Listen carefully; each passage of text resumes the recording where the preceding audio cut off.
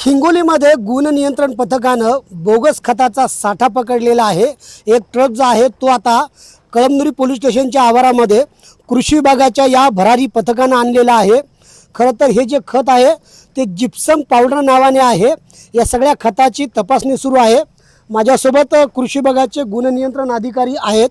Sir, हे जे gypsum नावाचं खत आहे याचा नेमका वापर कशासाठी केला जातो हे पहिले प्रेक्षकांना सांगा। जिप्सम कसं, जिप्सम किंवा फॉस्फोरस जिप्सम जे आहे हे चिबट जमिनीसाठी वापर केलं जातं आणि चिबट जमिनीसाठी वापर करतात ते शेतकरी पेरणीच्या अगोदर किंवा पाऊस जास्त झाला तर ते चिबट जमिनीला वापरतात।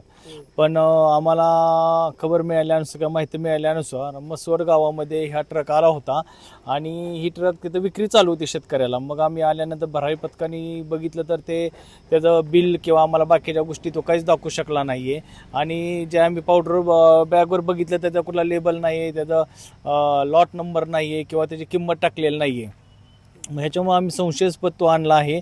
आता त्याचे सॅम्पल काढून लॅबला पाठवून त्याचं कंटेंट किंवा ते आपण बघून ते पुढील काही ते कारवाई करणार आहोत। बरं, नाही पण मसवड गाव जे आहे त्या गावामधला जो हा खत विक्रेता आहे त्याचं नेमकं नाव काय आहे? तो तुमच्या कृषी विभागामध्ये त्याची नोंद आहे का? नाही, म्हणजे विक्रीता नव्हता तिथं, ते शेतकऱ्यांना वाटत होते असं आम्हाला माहिती मिळाल्यानंतर आम्ही गेलो तर तिथं शेतकरी होते काही जण। म्हणजे पूर्ण ट्रक त्या ठिकाणी उभा केला आणि पूर्ण ट्रक उभा होऊन ते शेतकऱ्यांना विकत होते अशी आम्हाला माहिती मिळाली।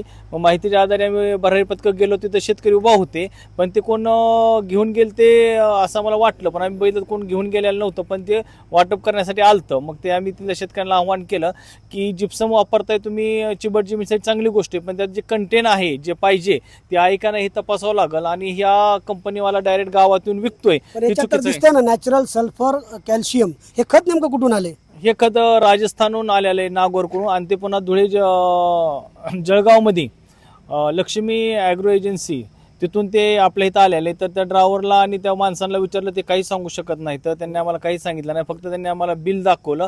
पण बिलामध्ये आपल्या जिल्ह्याचा किंवा कुठलाही ह्याचा उल्लेख नसल्यामुळे डायरेक्ट आपल्या इथं कसं आलं काय ह्याची आम्ही आता पुढील चौकशी करत आहोत।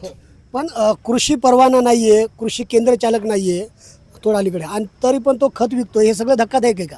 येस आहेच, परंतु आम्हाला सकाळी ज्या वेळेस ही खबर लागली की या ठिकाणी मसोड या गावामध्ये अशी खत विक्री करण्यासाठी माल आलेला आहे, तर ते संशयास्पद असल्यामुळे आम्ही ते खत ताब्यात घेऊन पोलिसांच्या मदतीने या ठिकाणी कळमनुरी पोलीस स्टेशनला हा ट्रक इथे आणलेला आहे। आता याचे सॅम्पलसुद्धा या ठिकाणी निघालेले आहेत। हे सॅम्पल शासकीय खत प्रयोगशाळा येथे पाठवण्यात येईल आणि त्याच्यातले जे काही निष्कर्ष येतील त्याच्यानुसार संबंधितांवर कारवाई होईल। पण तुर्तास संबंधित कंपनी आणि राजस्थान येथील जी कंपनी आहे त्यांच्यावर आणि या गाडीचे चालक मालक यांच्यावर गुन्हा दाखल करण्याची प्रक्रिया सुरू आहे। अंदाजे किती खत असावं? हे 500 पोते या ठिकाणी 50 किलोचे एक असू शकतात। अजून पूर्ण कारवाई सुरू आहे, त्याच्यानंतर आपल्याला कळवण्यात येईल। मी कॅमेरामॅनला विनंती करेल की हे जे खत आहे ते नॅचरल जिप्सम पावडर असं या ठिकाणी लेबल आहे। मात्र धक्कादायक बाब म्हणजे खत विक्रेता हा अधिकृत नसताना आणि या खताची कोणतीही परवानगी नसताना तो एका गावामध्ये खुलेआम शेतकऱ्यांना विक्री करत होता आणि त्यामुळं महाराष्ट्रासह संपूर्ण राज्यामध्ये आता खळबळ उडालेली आहे।